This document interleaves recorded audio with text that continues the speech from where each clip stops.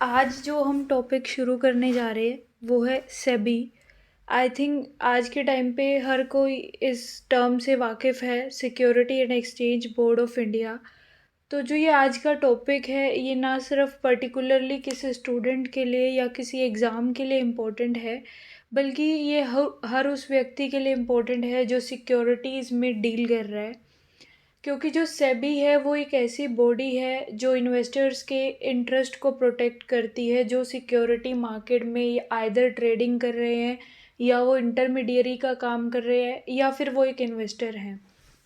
तो उन सब के लिए क्या है, ये बहुत ही एक अहम टॉपिक हो जाता है समझने के लिए कि सेबी क्यों आया, उससे पहले क्या कौन रेगुलेट कर रहा था सिक्योरिटी मार्केट को। तो ये सारे सवाल आपके जहन में आ रहे होंगे, तो I will be answering it one by one. उसके अलावा देखिए, सेबी की आप ऑफिशियल वेबसाइट पे जाइएगा और वहाँ पे जो वो थ्री लाइंस आपको लेफ्ट हैंड साइड अपीयर होंगी, वहाँ पे क्लिक करोगे तो वहाँ पे आपको अबाउट का ऑप्शन दिखाई देता है।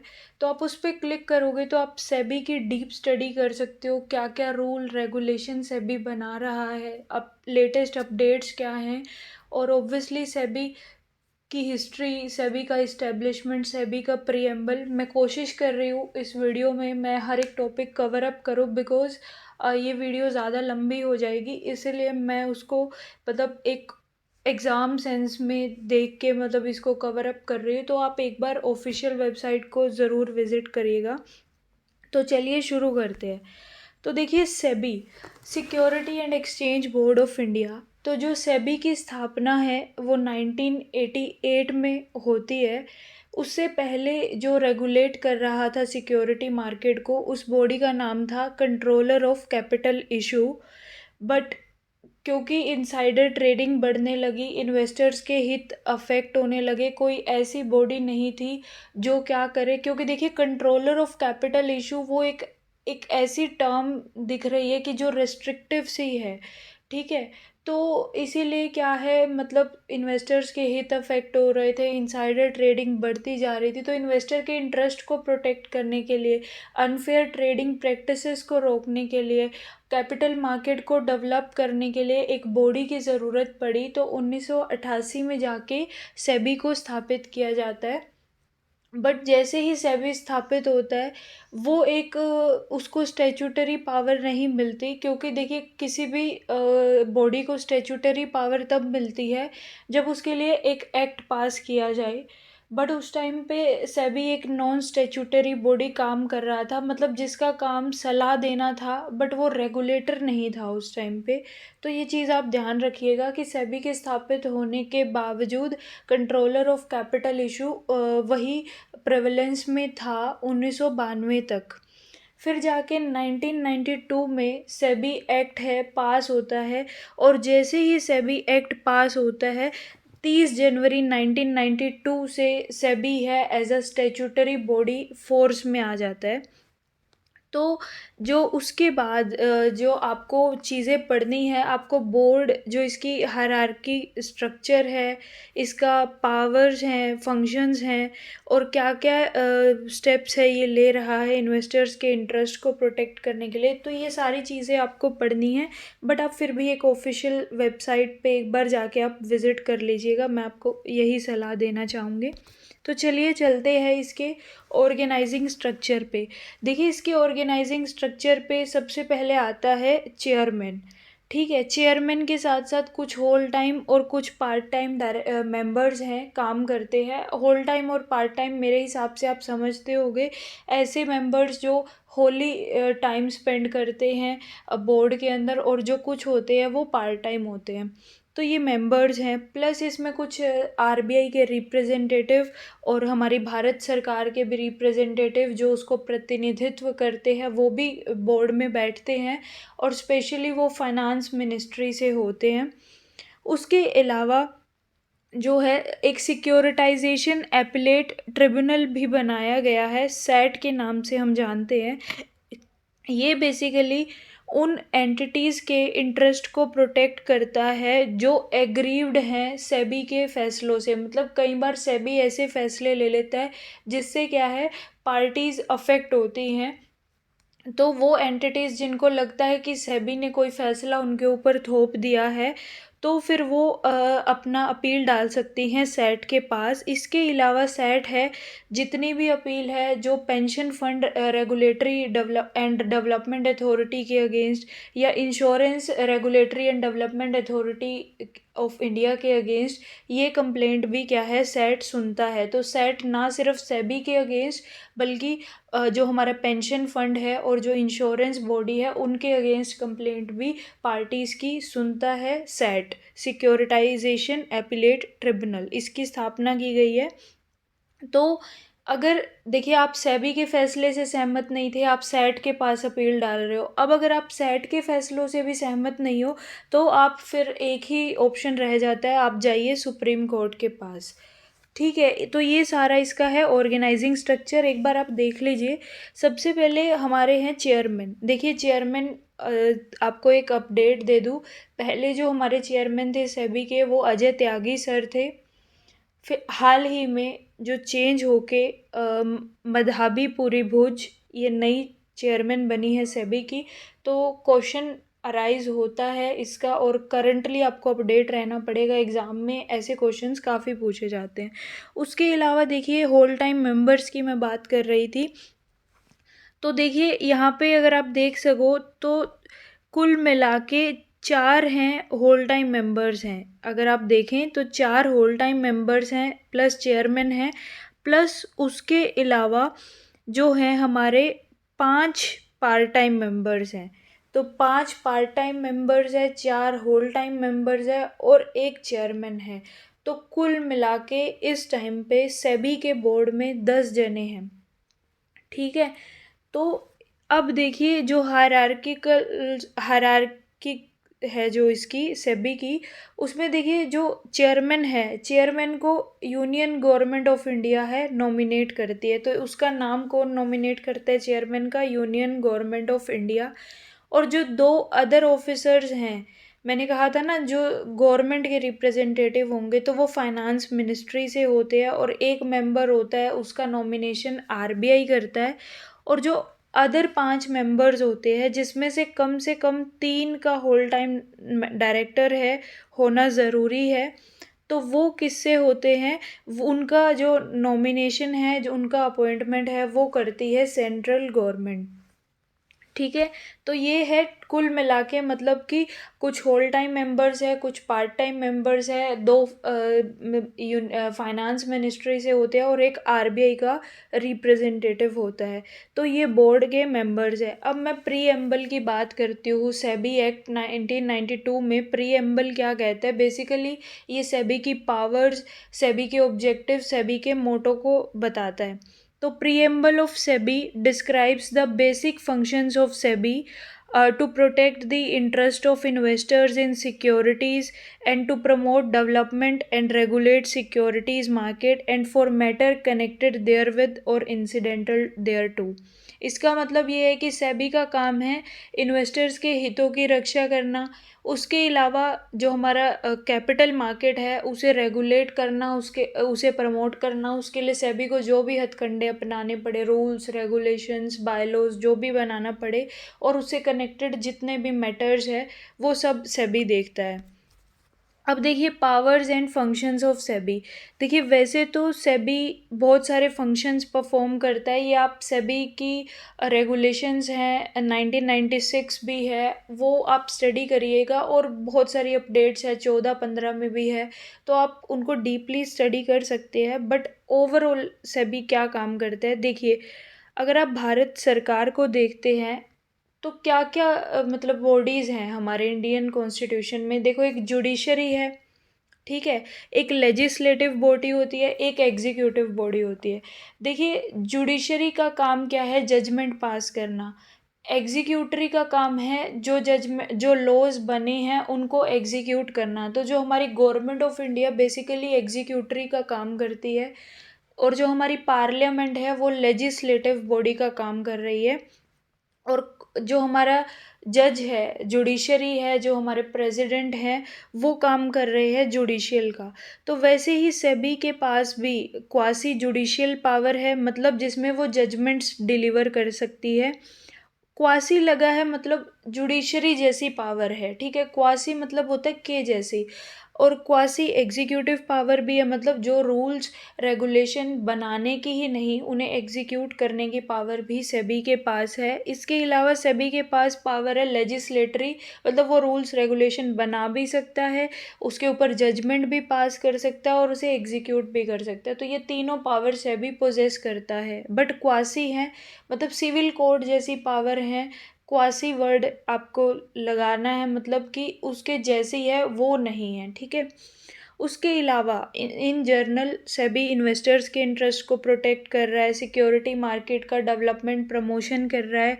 उसके अलावा वो एक सेल्फ रेगुलेटरी ऑर्गेनाइजेशन है, प्रोहिबिट करती है अनफेयर ट्रेड प्रैक्टिसेस को, प्रोहिबिट करती है इनसाइडर ट्रेडिंग को। आई थिंक इनसाइडर ट्रेडिंग आप सब समझते होंगे, मतलब ट्रेडिंग करना ऐसी इंफॉर्मेशन के बेसिस पे जो बाहर वालों को नहीं पता है, इन्वेस्टर्स को नहीं पता है। मतलब जब बोर्ड के मेंबर्स या जो इनसाइडर पर्सन्स है किसी इंफॉर्मेशन के बेसिस पे पहले ही सिक्योरिटीज़ में पैसा लगा या निकाल ले, जिससे भारी मात्रा में इन्वेस्टर्स को नुकसान हो, कोई उनके पास ऐसी इन्फॉर्मेशन है जो बाहर नहीं आई है अभी तक, तो उसके बेसिस पे बेसिकली स्पेकुलेशन करना, तो उसकी वजह से भारी मात्रा में नुकसान, मतलब बहुत ज़्यादा सिक्योरिटी खरीद ली, उनको लग रहा था प्राइजेस बढ़ेंगे, और इसकी वजह से क्या हुआ, सिक्योरिटीज़ की कमी आ गई मार्केट में, तो उसकी वजह से इन्वेस्टर्स को नुकसान झेलना पड़ सकता है।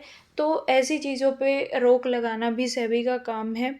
इसके अलावा सेबी है म्यूचुअल फंड ऑपरेशंस को भी रेगुलेट और प्रमोट करता है। तो बेसिकली आपको पावर फंक्शन सेबी के पता होना बहुत ज़रूरी है, क्योंकि क्वेश्चन में वो आपसे पूछते हैं क्या ये सेबी के पास पावर है, तो फिर आप वहाँ पे कंफ्यूज ना हो। इसलिए मैंने ये सारे की पॉइंट्स यहाँ पे डाले हैं, और अगर आपको डीप स्टडी करनी है, मैं बार बार कह रही हूँ, विजिट द ऑफिशियल वेबसाइट। उसके अलावा investor protection measures by SEBI, मतलब सेबी इन्वेस्टर्स को प्रोटेक्ट करने के लिए क्या क्या प्रयास कर रहा है। तो सेबी ने एक investor education and protection fund बनाया है, नाम से क्लियर है, इन्वेस्टर को जो एडुकेट करेगा प्लस उसकी प्रोटेक्शन, मतलब उसको अवेयर करना और उसकी प्रोटेक्शन के लिए रूल्स बायलॉज बनाना, ये इस बॉडी का काम रहता है। तो इस फंड में क्या, ये फंड है किसकी गाइडेंस के अंडर सेटअप हुआ है, SEBI plus ministry of corporate affairs. इसमें क्या होता है, इस फंड में वो पैसा जाता है, जैसे कि मान लीजिए कोई भी मैच्योर्ड डिपॉजिट है, या कोई भी मतलब इंटरेस्ट है डिबेंचर्स के ऊपर, शेयर्स के ऊपर, जिसको 7 साल से क्लेम ही नहीं किया गया है, तो वो पैसा इस फंड में चला जाता है और वो इन्वेस्टर की प्रोटेक्शन और एडुकेशन के लिए यूज़ किया जाता है। इसके अलावा एक OIAE बॉडी बनाई गई है, office of investor assistance and education, मतलब एक ऑफिस बना दिया गया है, जो इन्वेस्टर एग्रीव्ड है, पीड़ित है, वो आएगा और इस ऑफिस में उसको असिस्टेंस भी दी जाएगी और उसको एडुकेट भी किया जाएगा। तो इन्वेस्टर की कंप्लेंट्स को हैंडल करने के लिए ये एक ऑफिस बनाया गया है, OIAE, office of investor assistance and education.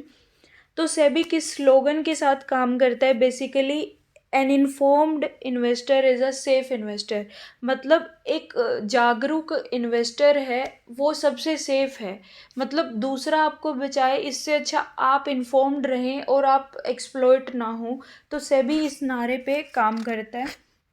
उसके अलावा देखिए सेबी इन्वेस्टर्स के ग्रेवियंसेस को कैसे हैंडल करता है, बेसिकली वो कहता है आपको सबसे पहले एक इन्वेस्टर को क्या करना चाहिए, पहले जिस भी बॉडी से या इंटरमीडियरी से आप पीड़ित हो पहले उसको अप्रोच कीजिए, ठीक है। अगर वो आपकी कंप्लेंट नहीं सुन रहा या उसे रिजॉल्व नहीं कर रहा, तो फिर आप अपनी कंप्लेंट को उस रिस्पेक्टिव स्टॉक एक्सचेंज या डिपॉजिटरी के पास लेके जाइए। मतलब मान लीजिए एनएसई के किसी इंटरमीडियरी ने मेरे साथ कुछ मतलब झोल कर दिया या फिर कुछ प्रॉब्लम कर दी, मेरे को नुकसान हो गया, तो firstly I will go to that intermediary. अगर वो मेरी बात नहीं सुन रहा तो फिर मैं एनएसई के पास, मतलब एनएसई से रिलेटेड इंटरमीडियरी था तो मैं एनएसई के पास जाऊंगी, बीएसई से रिलेटेड होगा मैं वहाँ, तो जो भी स्टॉक एक्सचेंज या डिपॉजिटरी से रिलेटेड वो पर्सन है जिससे आप एक्सप्लॉइट हुए और वो आपकी बात नहीं सुन रहा, तो आप वहाँ पे विजिट करिएगा। फिर आप जाते हैं एक इन्वेस्टर ग्रेवियंस रिड्रेसल कमेटी भी बनाई गई है, या फिर regional investor complaint resolution committee. Basically ये दोनों चीज़ें हैं, कमेटी हैं, IGRC और ICRC। तो ये बनाई गई हैं NSE और BSE के द्वारा। ये आपकी दो पार्टीज़ हैं, मतलब एंटिटी और इंटरमीडियरी और एग्रीव्ड पर्सन, इन दोनों के बीच में मसले को सुलझाने की कोशिश करती हैं। मतलब कि ये केस फाइल ना हो, इससे पहले ही हम क्या है रिजॉल्व कर दें मैटर को। तो ये कोशिश करती हैं कि दोनों के बीच में सेटलमेंट कराया जा सके। फिर भी अगर सेटलमेंट नहीं हो रहा तो सबसे लास्ट ऑप्शन क्या है, आर्बिट्रेशन। आप उस जिस भी स्टॉक एक्सचेंज से रिलेटेड वो मैटर है या डिपॉजिटरी से रिलेटेड वो मैटर है, तो सॉल्व नहीं हो रहा, तो आप उसके रूल्स, बायलॉज और रेगुलेशन के अंदर रहते हुए आप एक आर्बिट्रेशन फाइल कर सकते हो, क्योंकि लास्ट ऑप्शन रह जाता है केस फाइल करना, और फिर वो आप कर देते हो। मतलब लास्ट हथकंडा है, आप पहले ही स्टेप पे सीधा किसी पर्सन पे केस नहीं ठोक सकते। पहले उसको सॉल्व करने की कोशिश करिए स्टेप बाय स्टेप। फिर नहीं हो रहा, फिर आप लोगों को इन्वॉल्व करिए, ठीक है। ऐसे तो फिर हर छोटे छोटे मैटर पे पर्सन केस फाइल करने लगे और वो सालों साल सॉल्व होंगे, तो ऐसे तो काम नहीं चलेगा ना।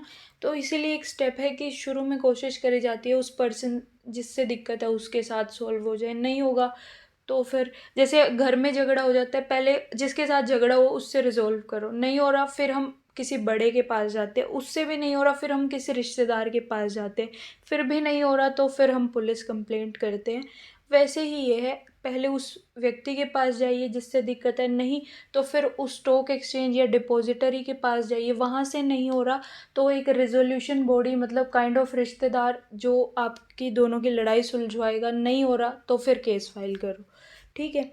उसके अलावा सेबी ने एक scores, SEBI complaint redressal system है, ये भी ओपन किया है। ये बेसिकली एक ऑनलाइन प्लेटफॉर्म है। आज के टाइम पे सेबी से रिलेटेड, सेबी के पास जो भी कंप्लेंट आती है वो स्कोर्स के थ्रू हैंडल करी जाती है।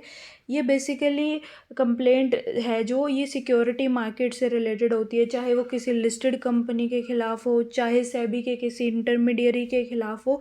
तो सारी कंप्लेंट है अब स्कोर्स के थ्रू डील करी जाती है। इसके अलावा सेबी आजकल एसोसिएट हो चुका है ईओस्को के साथ, ठीक है। ईओस्को क्या है, ये एक बॉडी है, एक गवर्निंग बॉडी है जो स्टैंडर्ड सेट करती है इंटरनेशनल लेवल पे सिक्योरिटी मार्केट से रिलेटेड बेसिकली। तो ईओस्को की फुल फॉर्म सुन लीजिए, international organisation of securities commission. ये आप नोट करते जाइए साथ साथ।